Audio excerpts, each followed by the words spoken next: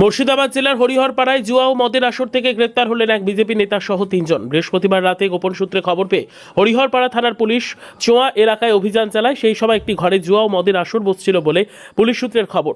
আর সেখানেই পুলিশ অভিযান নেমে রীতিমতো সাফল্য পায়। হাতে নাতে ধরে ফেলে ট্যাংরামারি এলাকার বাসিন্দা ও স্থানীয় বিজেপি নেতা বিশ্বজিৎ ওরফে গোপী মল্লিক, তার ভাই চিন্ময় বিশ্বাস এবং চোয়া এলাকার বাসিন্দা সুব্রত বিশ্বাসকে। ওই আসর থেকে পুলিশ বাজেয়াপ্ত করেছে প্রায় 36,100 টাকা নগদ, একাধিক মদের বোতল এবং জুয়া খেলার সামগ্রী। ঘটনায় এলাকায় চাঞ্চল্য ছড়িয়েছে। স্থানীয়দের দাবি, দীর্ঘদিন ধরে ওই এলাকায় গোপন এই ধরনের বেআইনি কাজকর্ম চলছিল। অবশেষে পুলিশের তৎপরতায় ধরা পড়ল চক্রটি। শুক্রবার গ্রেপ্তার হওয়া 3 জনকে বহরমপুর জেলা আদালতে তোলা হয়। পুলিশ সূত্রে জানা গেছে, এই ঘটনার সঙ্গে আরও কেউ জড়িত কিনা তা খতিয়ে দেখা হচ্ছে। ঘটনার তদন্তে পুলিশ।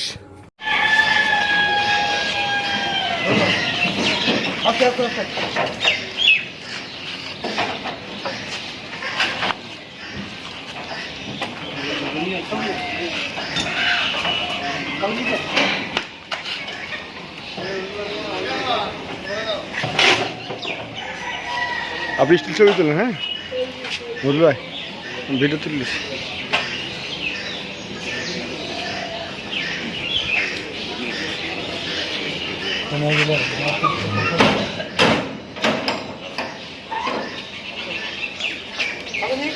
প্রধান প্রধান আছে না হরিপাড়ার, এরা কেউ হয় নাকি?